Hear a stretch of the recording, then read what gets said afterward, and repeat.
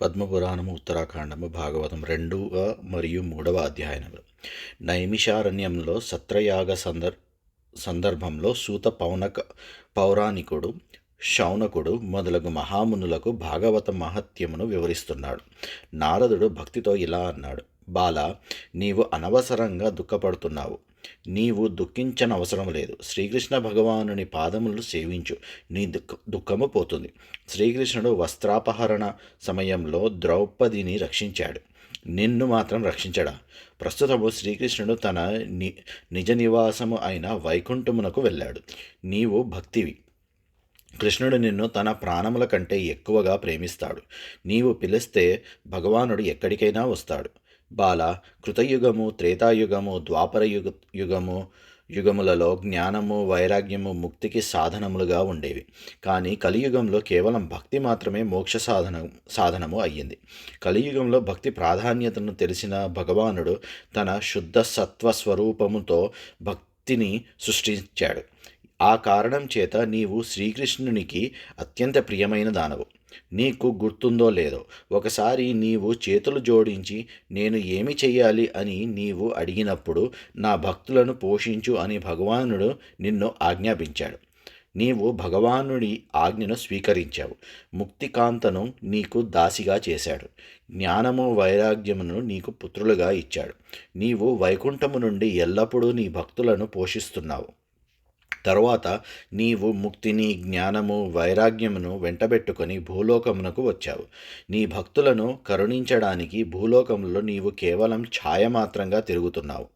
కృతయుగము నుండి ద్వాపర యుగము వరకు నీవు నిశ్చింతగా సంతోషంగా ఉన్నావు.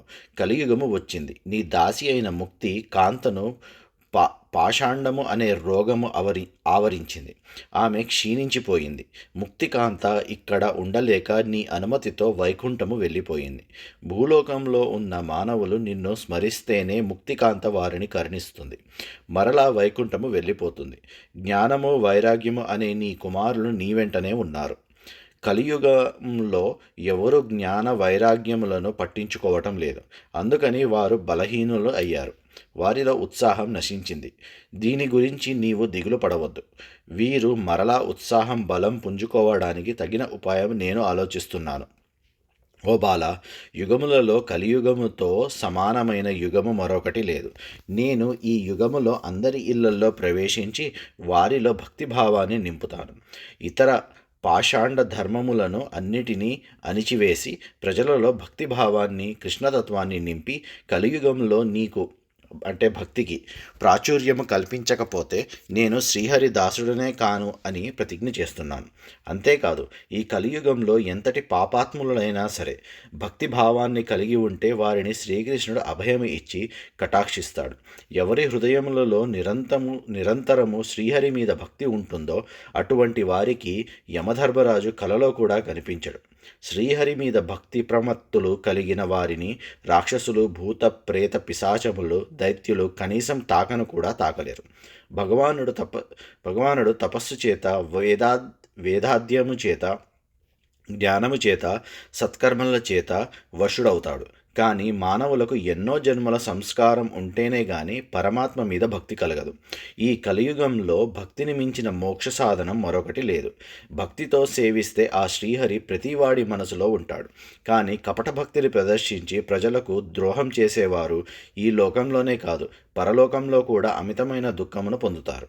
పూర్వకాలంలో శ్రీహరి భక్తుడు అయిన అంబరీషుని ఆ కారణంగా నిందించిన దుర్వాసుడు అనే ఋషి ఎన్నో కష్టములు అనుభవించాడు.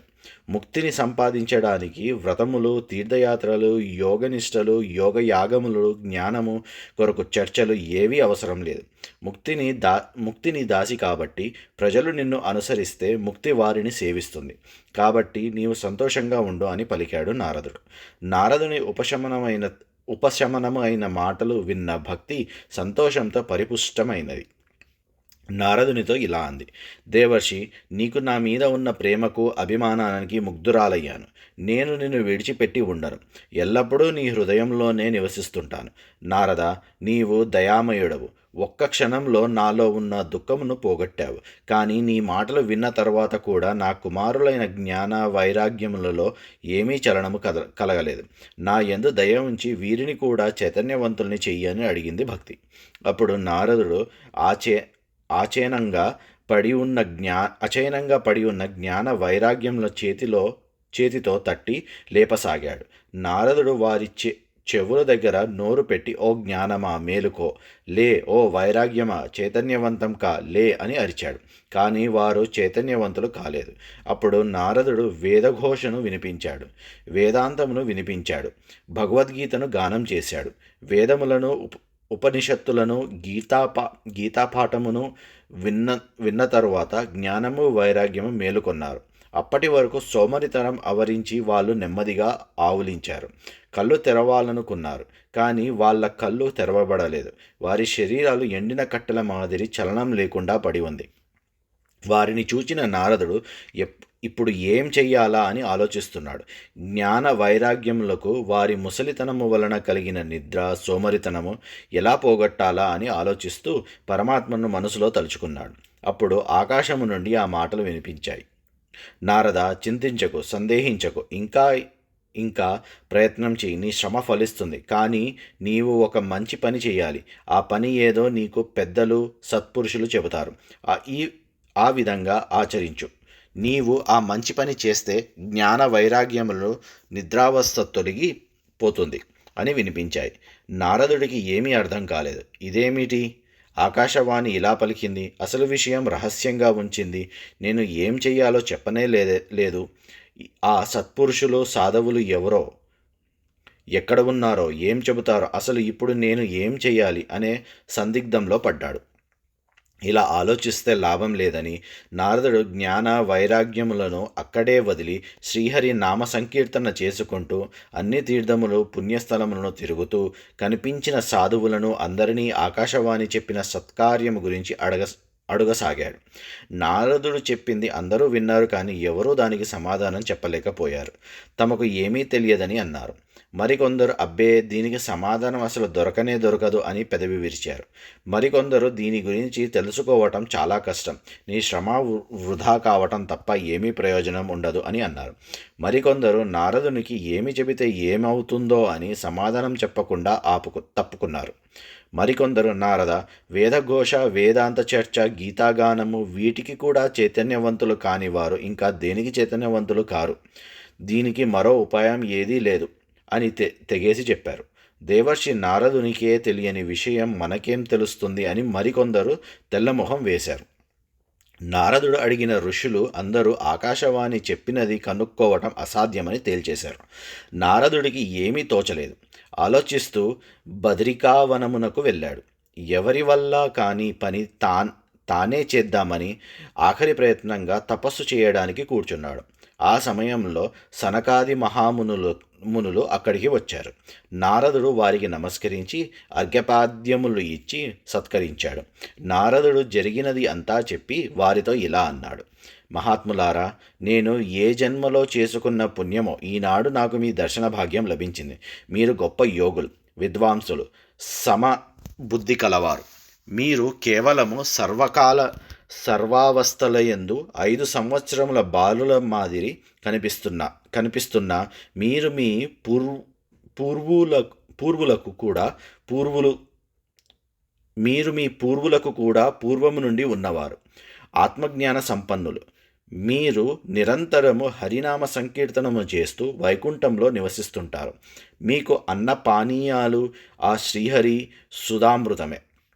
శ్రీహరి స్మరణమే హరి శరణం అనే పదాలు ఎల్లప్పుడూ మీ నాలుకల మీద తాండవిస్తుంటాయి. మీకు వార్ధక్యము, రోగము, మరణము ఏవీ లేవు. నిత్య బాలురు.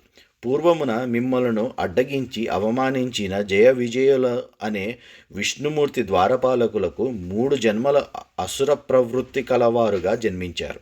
వారే హిరణ్యాక్ష, హిరణ్యకశిపులు, రావణ, కుంభకర్ణులు, శిశుపాల, దంతవక్త్రులు. వారి కోసమే శ్రీహరి భూలోకంలో అవతరించి వారికి ముక్తిని ప్రసాదించి వారిని తిరిగి వైకుంఠమునకు చేర్చాడు. అటువంటి మహానుభావులైన మీరు నా వద్దకు రావటం నాకు మీ దర్శన భాగ్యం కల్పించడం మా మహాద్భుతంగా భావిస్తున్నాను. ఈ సమయంలో మీరు నాకు మార్గము చూపాలి. ఆకాశవాణి నన్ను ఒక సత్కర్మ ఆచరించమని దాన్ని నాకు సత్పురుషులు ఆదేశిస్తారని పలికింది. ఇప్పటి వరకు నాకు ముల్లోకముల్లో ఆ సత్పురుషుల దర్శనం లభించలేదు. ఆ సత్కార్యము ఏమిటో తెలియలేదు. ఆ సాధన ఏమిటో తెలియలేదు. దానిని ఎలా అనుష్ఠించాలో తెలియలేదు. మీరే ఆకాశవాణి పలికిన సత్పురుషులు అని నేను అనుకుంటున్నాను. ఈ దీనుని మీద దయ ఉంచి నాకు నిర్దేశము చేయవలసినది. భక్తి ఆమె కుమారులు అయిన జ్ఞానము వైరాగ్యము నిరంతరము దుఃఖమును అనుభవిస్తున్నారు. భూలోకములో ఉన్న సకల వర్ణములు జాతులు కులములు వారిలో భక్తి జ్ఞాన వైరాగ్యములు బీజములను ఎలా ప్రతిష్ఠించాలి దయచేసి నాకు తెలియచేయండి అని నారదుడు సనకాది మునులను వేడుకున్నాడు. అప్పుడు వారు నారదునితో ఇలా అన్నారు: దేవర్షి, దీని గురించి నీవు చింతించవలసిన పని లేదు. దీనికి ఉపాయము పూర్వకాలము నుండి ఉన్నది. కాకపోతే మనకు తెలియదు. నీవు శ్రీకృష్ణదాసులకు మార్గదర్శకుడవు. నీకు రాగద్వేషములు లేవు. విరక్తుడవు. భక్తి యోగమునకు నీవు సూర్యుని వంటి వాడు. భక్తి కిరణములు నీ నుండి బయటకు ప్రసరిస్తున్నాయి. ఆ కారణం చేతనే భక్తి యొక్క కోరికలు తీర్చడానికి నీవు తాపత్రయపడుతున్నావు. నీవు భగవంతునికి అనన్య భక్తుడవు. అందుకే నీకు భక్తిని అందరిలోనూ ప్రతిష్ఠించవలనని బుద్ధి పుట్టింది. ఋషులు వేదములలో అనేక మార్గముల గురించి చెప్పారు. ఆ మార్గములు అన్నీ కేవలం స్వర్గసుఖములు పొందడానికే పరిమితమయ్యాయి. అంతకన్నా ముందుకు పోలేదు. భగవంతుని పొందే మార్గము నేటి వరకు చాలా నిగూఢంగా గుప్తంగా ఉంది. ఆ మార్గమును ఇతరులకు ఉపదేశించడానికి కానీ తెలుసుకోవడానికి ఎవరూ ప్రయత్నించలేదు. ఈ కారణం చేత ఆకాశవాణి నీకు చెప్పిన ఆ సన్మార్గము గురించి మేము నీకు ఉపదేశిస్తున్నాము. జాగ్రత్తగా విను. నారద, లోకములలో 4 రకములైన యజ్ఞముల గురించి చెప్పారు. అది ద్రవ్యయజ్ఞము, యోగయజ్ఞము, తపోయజ్ఞము, స్వాధ్యాయ యజ్ఞము. దీనినే జ్ఞానయజ్ఞము అని కూడా అంటారు. ఈ యజ్ఞములన్నీ స్వర్గసుఖములను పొందడానికే పనికి వస్తాయి. కానీ పైన చెప్పబడిన జ్ఞానయజ్ఞంలో ఒక అంశము ఇమిడి ఉంది. అదే సత్కర్మ. అదే నీకు ఆకాశవాణి చెప్పింది. ఆ సత్కర్మయే భాగవత పురాణ పారాయణము. దీనిని పూర్వము శుకమహర్షి పరీక్షిత్ మహారాజుకు బోధించి ఆయనకు ముక్తి మార్గమును చెప్పాడు. ఈ భాగవతమును చదవటం చేత వినడం చేత భక్తి జ్ఞానము వైరాగ్యము ఈ మూడింటికి బలము జవసత్వాలు తిరిగి లభిస్తాయి. భాగవత పారాయణం వలన భక్తి జ్ఞాన వైరాగ్యములను ఆవరించిన అన్ని కష్టములను తొలగిపోతాయి. అవి వాటి పూర్వ వైభవమును పొందుతాయి. సింహగర్జన విని తోడేళ్లు పారిపోయినట్లు భాగవతమును వినినంతనే కలియుగంలో ఉన్న దోషాలు పటాపంచలై పారిపోతాయి. భాగవతము ప్రతి ఇంటిలోనూ చదవబడితే భక్తి తన కుమారులు అయిన జ్ఞాన వైరాగ్యములతో ప్రతి ఇంటిలోనూ ఆ ఇంటిలోని వారి మనసులలోనూ తిష్ట వేసుకొని కూర్చుంటుంది అని ఉపదేశించారు సనకాదులు.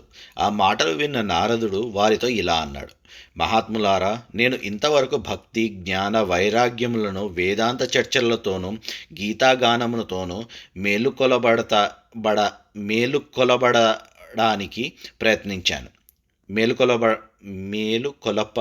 మేలుకొలపడానికి ప్రయత్నించాను.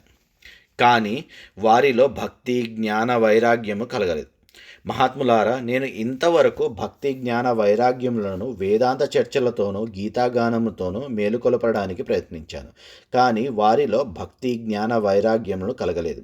వేదముల చేత ఉపనిషత్తుల సారమైన భగవద్గీత గానము చేత మేలుకొని భక్తి జ్ఞాన వైరాగ్యములు కేవలము భాగవత పురాణ పఠనంతో మేలుకుంటాయా?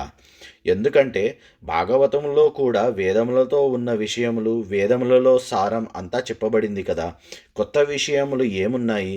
అటువంటప్పుడు వేదములు గీతాశాస్త్రము చేయలేని పని భాగవత పఠనము ఎలా చేయగలదు? దయచేసి నా సందేహమును తీర్చండి అని అడిగాడు నారదుడు. అప్పుడు సనకాదులు నారదునితో ఈ విధంగా అన్నారు: దేవర్షి, భాగవతము అంటే వేదములు ఉపనిషత్తులు సారము కంటే ఎక్కువ. వేదములు చదివితే కొంత జ్ఞానమే లభిస్తుంది, ఉపనిషత్తుల వలన మరికొంత జ్ఞానము లభిస్తుంది. కానీ భాగవతము చదివితే పరిపూర్ణ జ్ఞానము లభిస్తుంది. ఒక చూత వృక్షము, మామిడి చెట్టు ఉందనుకో, దాని రసము వేళ్ళ దగ్గర నుండి కాండము, కొమ్మలు, ఆకులు, పూలు వీటి అన్నిటి యందు నిక్షిప్తమై ఉంటుంది.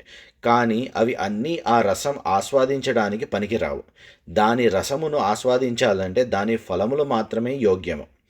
కాండము, కొమ్మలు, ఆకులు తింటే రసాన్ని ఆస్వాదించలేము. అలాగే పాలలో నెయ్యి ఉంటుంది, కానీ పాలు తాగితే నెయ్యి రుచి రాదు. పాలను మదించి అగ్నిలో కాల్చితేనే నేతి రుచి లభిస్తుంది. అలాగే భాగవత కథ కూడా వేదములు, ఉపనిషత్తులు, సకల పురాణములు సారము. భాగవత పురాణము వేదములలో సమానమైనది. ఆ కారణం చేతనే వేదవ్యాసుడు కలియుగంలో ఉన్న మానవులలో భక్తిని, జ్ఞాన వైరాగ్యములను స్థాపించడానికి భాగవత పురాణమును రచించాడు. అంతకుముందు వేదవ్యాసుడు మహాభారతమును రచించాడు. అందులో 18 అధ్యాయములు గీత పొందపరిచాడు. కానీ ఆయనకు తృప్తి కలగలేదు. ఏదో వెలితి, ఏదో అజ్ఞానము ఆయనను ఆవహించింది. ఆ సమయంలో నీవే కదా వ్యాసుల వారిని భక్తిని ప్రబోధించే భాగవతంను రాయమని ప్రోత్సహించావు. ఇప్పుడు నీవే భాగవత మహత్యంను గురించి అడుగుతున్నావు. కాబట్టి భాగవతము ఒక్కటే జ్ఞాన, భక్తి, వైరాగ్యముల శోకమును పోగొట్టే ఉత్తమమైన మార్గం అని సనకాదులు నారదునితో ఉపదేశించారు. ఆ మాటలు విన్న నారదుడు వారికి మరొకసారి నమస్కరించి ఇలా అన్నాడు: మహర్షులారా, మీరు చెప్పినట్టే చేస్తాను. మీరు మహానుభావులు. మీ దర్శన భాగ్యం చేతనే జీవులు సమస్త పాపములు పటాపంచలవుతాయి. వారిని సంసారము అనే దుఃఖము నుండి విముక్తులను చేస్తాయి. మానవుడు అనేక జన్మ సంస్కారముల చేతనే వారికి ఈ జన్మలో సత్సంగత్యము కలుగుతుంది. ఈ సత్సంగత్యమే మానవులలోని అజ్ఞానమును, అవివేకమును, వాటి వలన కలిగే మదము అనే అహంకారమును, మోహమును సర్వం నాశనం చేస్తుంది. వారిలో వివేకము పుడుతుంది. కాబట్టి నేనే మీరు చెప్పినట్టు భాగవత పురాణము అనే జ్ఞానయజ్ఞమును చేస్తాను. భక్తి, జ్ఞాన, వైరాగ్యములను ఈ లోకంలో నిలబెడతాను.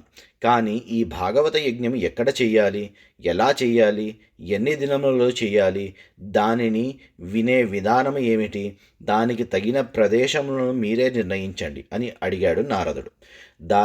దానికి సనకాదులు ఇలా అన్నారు: నారద కుమార, నీవు విద్యా వినయ సంపన్నుడవు. నీవు అడిగిన విషయములు అన్నీ నీకు సవిస్తరంగా చెబుతాము. శ్రద్ధగా విను. హరిద్వారము సమీపంలో గంగానది తీరంలో ఆనందతటము అనే ప్రదేశము ఉంది. అక్కడ ఎంతోమంది ఋషులు నివసిస్తున్నారు. దేవతలు, సిద్ధులు వారి వద్దకు వచ్చి వారిని సేవిస్తుంటారు. ఆ ప్రదేశంలో రకరకాలైన వృక్షములు, పుష్పములతో నిండిన లతలు ఉన్నాయి. ఆ ప్రదేశము చాలా ప్రశాంతంగా ఉంటుంది. అక్కడ ఉన్న క్రూర జంతువులు కూడా తమ తమ వైరములను మరిచిపోయి ప్రశాంత జీవనము గడుపుతుంటాయి. ఆ సుందర ప్రదేశమే నీ జ్ఞానయజ్ఞమునకు తగినది. భక్తి కూడా తన కుమారులైన జ్ఞానము, వైరాగ్యముతో అక్కడికి వస్తుంది. భాగవత కథామృతము వారి చెవిన పడగానే భక్తి, జ్ఞాన, వైరాగ్యము తిరిగి యౌవనవంతులు అవుతారు. శ్రీమద్భాగవతము చెప్పే ప్రదేశమునకు భక్తులు వారంతట వారే తరలివస్తారు అని పలికారు. తరువాత సనకాదులు నారదునితో కూడా హరిద్వారము సమీపములో గంగానది తీరము ఉన్న ఆనంద తటమునకు వెళ్ళారు. సనకాదులు ఈ విషయములను నారదునికి తెలిపిన విషయము భూలోకము, భువర్లోకము, దేవలోకము, బ్రహ్మలోకములో పాకిపోయింది. అక్కడ కోలాహలము మొదలైంది. భగవత్ కథను వినవలననే కోరిక గల భక్తులందరూ భాగవత కథ శ్రవణం కోసం కోలాహలంగా ఆనంద తటమునకు పరుగులెత్తారు.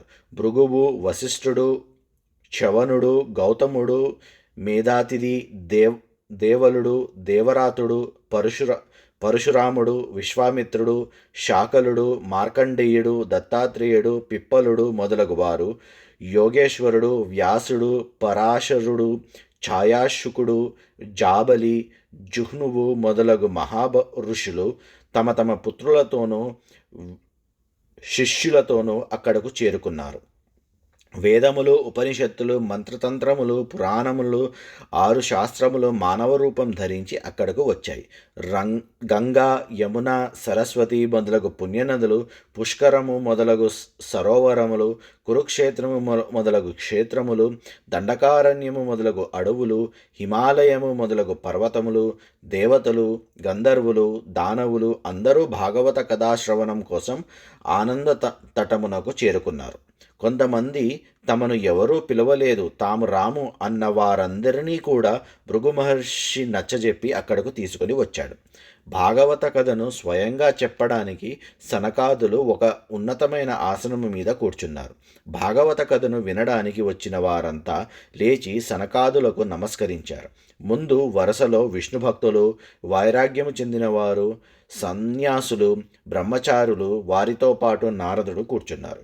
మరొక పక్క ఋషులు కూర్చున్నారు. వారి పక్కన దేవతలు కూర్చున్నారు. మరో పక్కన స్త్రీలు కూర్చున్నారు. వేదములు, ఉపనిషత్తులు, శాస్త్రములు, తీర్థములు అదృశ్య రూపంలో ఈ ప్రదేశంలో ఆవహించాయి.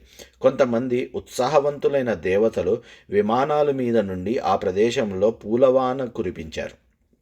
ఈ విధంగా పూజలు, పురస్కారాలు అయిన తర్వాత అక్కడ అంతా నిశ్శబ్ద ఆవరించింది.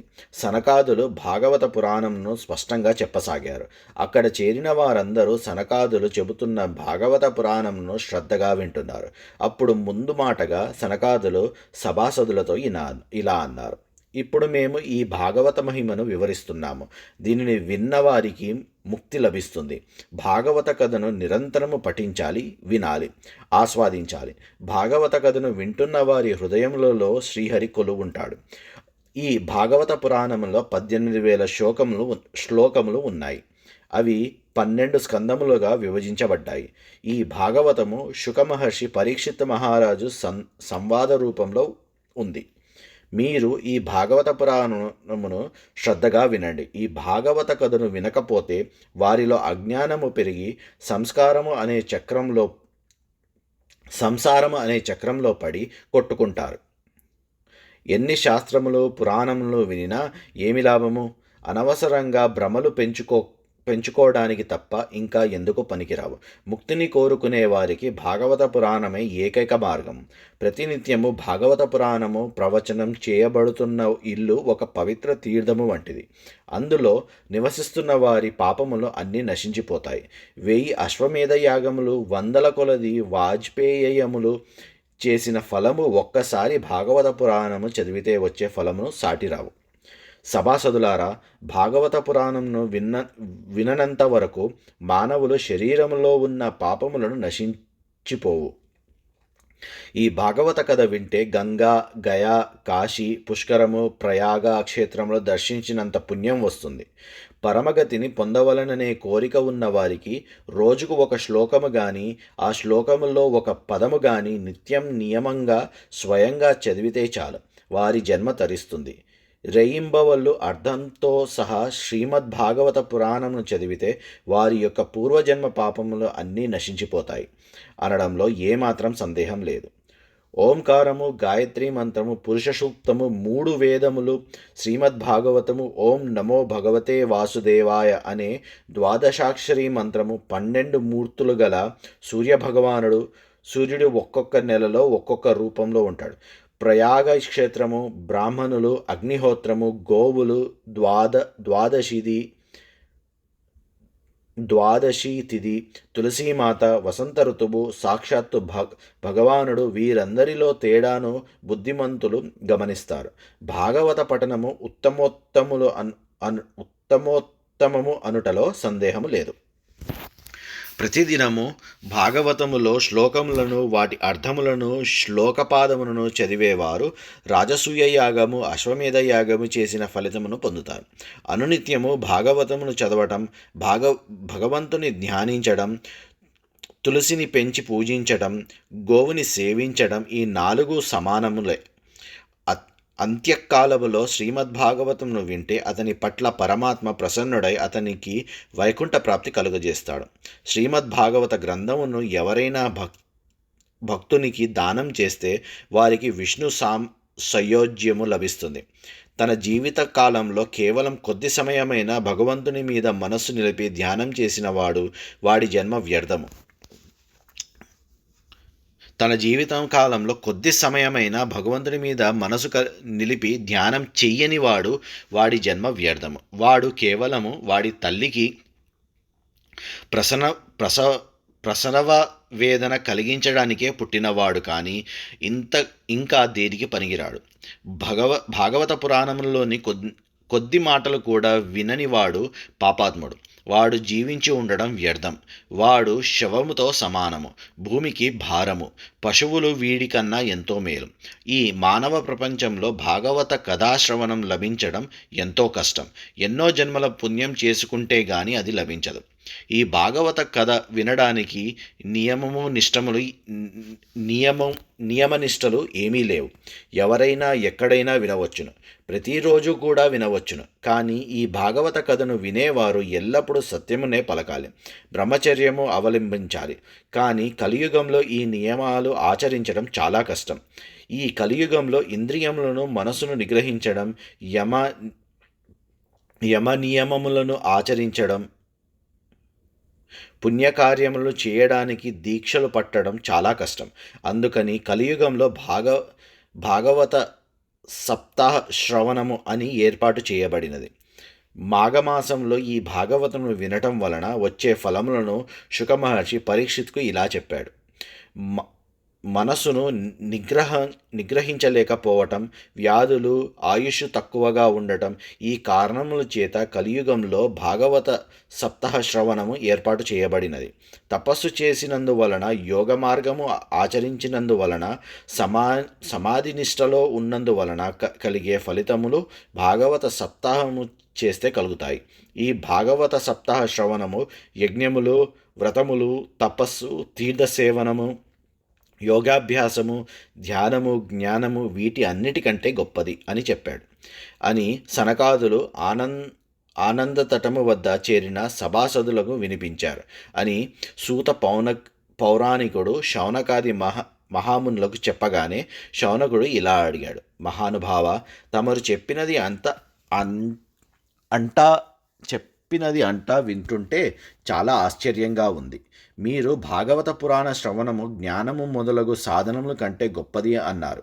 భాగవతము జ్ఞానము కంటే ఎలా గొప్పది అయింది వివరించండి అని అడిగాడు. అప్పుడు శృతి ఇలా చెప్పసాగాడు. మహామునులారా, శ్రీకృష్ణ పరమాత్మ ఈ లోకమును విడిచి వైకుంఠమునకు వెళ్ళే సమయంలో ఉద్ధవునికి ఎన్నో విషయాలు చెప్పాడు. అప్పుడు ఉద్ధవుడు కృష్ణుని ఇలా అడిగాడు. గోవింద, ఇప్పుడు నీవు భూలోకంలో నీవు వచ్చిన కార్యము అన్నీ పూర్తి చేసుకొని వైకుంఠమునకు పోతున్నావు. ఇది నాకు చాలా బాధగా ఉంది. నా బాధను తీర్చు. నీవు వైకుంఠమునకు పోగానే కలి ప్రవేశిస్తుంది. ఆ కారణం చేత మరలా వెనుక వలె దుష్టులు ఈ లోకంలో జన్మిస్తారు. ఆ దుష్టులు సహవాస దోషము చేత మంచివారు కూడా దుష్టులుగా మారిపోతారు. ఆ సమయంలో భూమికి మరింత భారం కలుగుతుంది. ఆ సమయంలో భూమాత ఎవరు శరణు కోరుతుంది? నాకు తెలియజేయండి. మరలా నీవు దుష్టశిక్షణ కొరకు భూమి మీద అవతరిస్తావా? దానికి బదులు నీవు ఇక్కడే ఉండి దుష్టశిక్షణ చేయవచ్చు కదా. నీవు నిరాకారుడవు అయినా నీ భక్తులను రక్షించడానికి సగుణ రూపంలో కృష్ణుడిగా పుట్టావు. ఇప్పుడు నీ పాటికి నీవు వైకుంఠానికి వెళ్ళిపోతే ఈ భక్తుల గతి ఏం కావాలి? వాళ్ళను ఎవరు కాపాడుతారు? పోనీ నిన్ను తలుచుకుంటూ ఉంటారా అంటే సగుణోపాసన కన్నా నిర్గుణోపాసన చాలా కష్టము. కాబట్టి నా మనవి ఆలకించి ఇక్కడనే ఉండిపో అని అన్నాడు. అప్పుడు కృష్ణుడు ఆలోచనలో పడ్డాడు. నిజమే, నేను ఇలా వెళ్ళిపోతే నా భక్తుల గతి ఏం కావాలి? వారికి ఏదో ఒక ఏర్పాటు చేయాలి కదా అని ఆలోచించసాగాడు. అప్పుడు శ్రీకృష్ణ పరమాత్మ తన భక్తులను అన్నిటినీ భాగవత పురాణంలో నిలిపాడు. అప్పుడు శ్రీకృష్ణ పరమాత్మ తన శక్తులను అన్నిటినీ భాగవత పురాణంలో నిలిపాడు. తర్వాత సముద్రంలో ప్రవేశించాడు, వైకుంఠము చేరుకున్నాడు. కాబట్టి ఓ మునులారా, భాగవత పురాణంలో సాక్షాత్తు శ్రీ మహావిష్ణువు నిండి ఉన్నాడు. భాగవతము చదవటం చేత, వినడం చేత సకల పాపములను నశించిపోతాయి. అందులోనూ భాగవత సప్తాహ శ్రవణము చాలా గొప్పది. కలియుగంలో అన్ని సాధనముల కంటే ఈ భాగవత సప్తాహ శ్రవణము చాలా గొప్పది అని చెప్పబడింది. కలియుగంలో కామక్రోధములు, దుఃఖము, దారిద్ర్యము, దౌర్భాగ్యము, పాపములను పోగొట్టే ఏకైక సాధనం భాగవత సప్తాహ శ్రవణం. కలియుగంలో మాయను దాటడం చాలా కష్టం. కేవలం భాగవత సప్తాహ శ్రవణం ఒక్కటే దీనికి మార్గం అని సూతుడు చెబుతూ ఇంకా ఇలా అన్నాడు. ఓ మహామునులారా, హరిద్వారము వద్ద ఆనంద తటములో సందులు భాగవత పురాణమును దేవతలు మునులు మొదలగు వారికి చెప్పాడు అని చెప్పాను కదా. ఆ సమయంలో ఒక విచిత్రం జరిగింది. భక్తి తన కుమారులు అయిన జ్ఞానము వైరాగ్యముతో కృష్ణనామమును పెద్దగా చెబుతూ శ్రీకృష్ణ గోవింద హరే మురారే నాద నారాయణ వాసుదేవ అని నామాలు జపిస్తూ అక్కడికి వచ్చింది. ఈమె ఎవరు, ఇక్కడ ఎలా వచ్చింది అని అక్కడ ఉన్న వారందరూ తర్కించుకోసాగారు. అప్పుడు సనకసనందులు సభలో ఉన్న వారితో ఇలా అన్నారు. సభాసదులారా, ఆశ్చర్యపోకండి. వీరు భక్తి జ్ఞానము వైరాగ్యము భాగవత పురాణం వినడానికి వచ్చాయి అని అన్నారు. అప్పుడు భక్తి తన కుమారులైన జ్ఞాన వైరాగ్యముతో కలిసి అక్కడ చేరిన సభాసదులకు నమస్కరించి ఇలా పలికింది. మహానుభావులారా, కలియుగంలో నా గురించి పట్టించుకునేవారే లేరు. నన్ను మానవులు పూర్తిగా మర్చిపోయారు. సనకసనందులు చేత భాగవత పురాణములు విని మాకు పూర్తిగా జవసత్వములు వచ్చాయి. మహానుభావులారా, ఇప్పుడు మేము ఎక్కడ ఉండాలో చెప్పండి అని సనకసనందులను అడిగారు. అప్పుడు ఆ మహర్షులు భక్తితో ఇలా అన్నారు. ఓ భక్తిమాత, నీ లక్షణములు మాకు తెలుసు. నీవు పరమాత్మ యందు భక్తి కలిగి ఉన్న వారి మనసులో భగవంతుని సాక్షాత్కరింపజేస్తావు. పరమాత్మ పట్ల ప్రేమను కలుగజేస్తావు. ప్రాపంచిక విషయముల వలన కలిగే దుష్ట ఆలోచనలను నాశనం చేస్తావు. కాబట్టి నీవు ఎల్లప్పుడూ పరమాత్మ భక్తుల హృదయములలో శాశ్వతంగా నివసించు. కలిపురుషుడు నీ మీద తన ప్రభావము చూపలేడు అని ఆదేశించారు. సనకసనందులు ఆదేశము ప్రకారము భక్తి తన కుమారులైన జ్ఞాన వైరాగ్యములతో పరమాత్మ ఎడల అనన్య భక్తి కలవారి హృదయములలో ప్రవేశించింది. కాబట్టి ఓ మహామునులారా, హృదయమునందు పరమాత్మ ఎడల భక్తి కలిగి వారు ఈ లోకంలో ధనం లేకపోయినా వారు ధనవంతులే. ఎందుకంటే భక్తి కలవారి హృదయములలో భగవానుడు నిరంతరము కొలవై ఉంటాడు. వారి కష్టములు తన కష్టములుగా భావించి వాటిని తీరుస్తాడు. ఈ లోకంలో భాగవత పురాణము అంటే సాక్షాత్తు పరబ్రహ్మమే. దీని మహిమను వర్ణించటం ఎవరితరమూ కాదు. ఈ భాగవతమును కలిగి ఉన్నవాడు, దానిని చదివినవాడు, దానిని వినినవాడు శ్రీకృష్ణుడితో సమానంగా వైకుంఠములో నివసిస్తారు. అన్ని ధర్మముల కంటే భాగవత ధర్మము చాలా గొప్పది అని సూతుడు శౌనకాది మహామునులకు భాగవత పురాణ మహత్యంను వివరించాడు. ఓం జై శ్రీ